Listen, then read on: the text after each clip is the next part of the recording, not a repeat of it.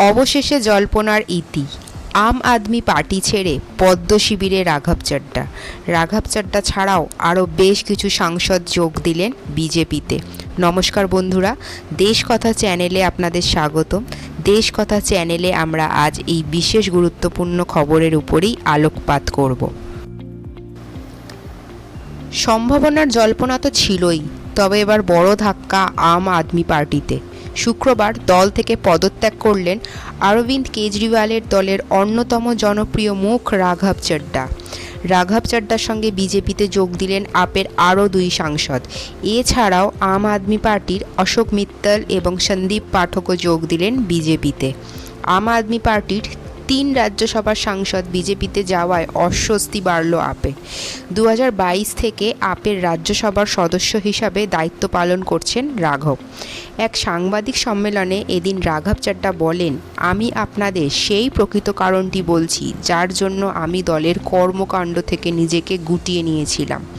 আমি তাদের অপরাধের অংশ হতে চাইনি, তাদের বন্ধুত্বের যোগ্য আমি ছিলাম না, কারণ আমি তাদের অপরাধের সহযোগী ছিলাম না।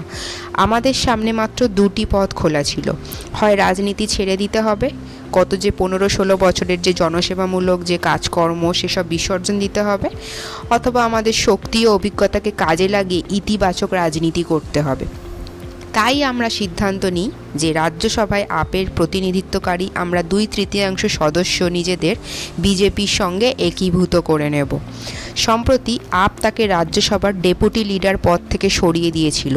এই সিদ্ধান্তকে কেন্দ্র করেই রাঘব এবং আপের মধ্যে দ্বন্দ্ব শুরু হয়। তিনি অভিযোগ করেন, জনগণের স্বার্থের জন্য গুরুত্বপূর্ণ বিষয় তুলে ধরা থেকে তাকে বিরত রাখার চেষ্টা করছে দল।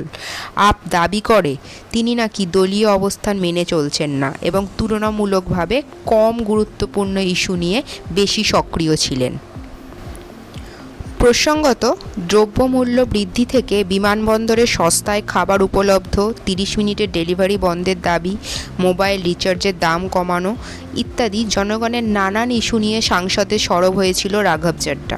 হঠাৎ আম আদমি পার্টির তরফে ঘোষণা করা হয় যে রাঘব চাড্ডাকে রাজ্যসভার ডেপুটি লিডার পদ থেকে সরানো হচ্ছে, তাকে যাতে সংসদে বলার জন্য সময় দেওয়া হয় সেই অনুরোধও করা হয়েছে। এরপরই প্রকাশ্যে আসে আপ রাঘবের দ্বন্দ্ব। রাঘব চাড্ডা তখনই সোশ্যাল মিডিয়ায় পোস্ট করে প্রশ্ন করেছিলেন যে জনগণের ইস্যু সংসদে তুলে ধরা কি দোষ করেছেন তিনি। পাল্টা আক্রমণ করে তখন আম আদমির পার্টির তরফ থেকে বলা হয় যে প্রধানমন্ত্রী মোদির বিরুদ্ধে কথা বলতে তিনি নাকি ভয় পান। এদিন আপ ছাড়ার কথা জানিয়ে রাঘব আরও বলেন, আপনাদের মধ্যে অনেকেই গত কয়েক বছর ধরে আমাকে এই কথা বলে আসছেন। আমিও ব্যক্তিগতভাবে অনুভব করেছি যে আমি ভুল দলের সঠিক ব্যক্তি। আমি আবারও বলছি, আমি ভুল দলের সঠিক ব্যক্তি। তাই আজ আমি ঘোষণা করছি যে আমি আম আদমি পার্টি থেকে নিজেকে দূরে সরিয়ে নিচ্ছি এবং জনগণের কাছে যাচ্ছি। এখন রাঘব চাড্ডার এই পদ্ম শিবিরে যেই আগমন, এতে বিজেপির কী প্রতিক্রিয়া সেটাই দেখার। আজ এখানেই শেষ করছি বন্ধুরা। ভিডিওটি যদি আপনাদের ভালো লেগে থাকে তাহলে অবশ্যই লাইক কমেন্ট করে জানাবেন এবং সাবস্ক্রাইব করতেও ভুলবেন না। ধন্যবাদ।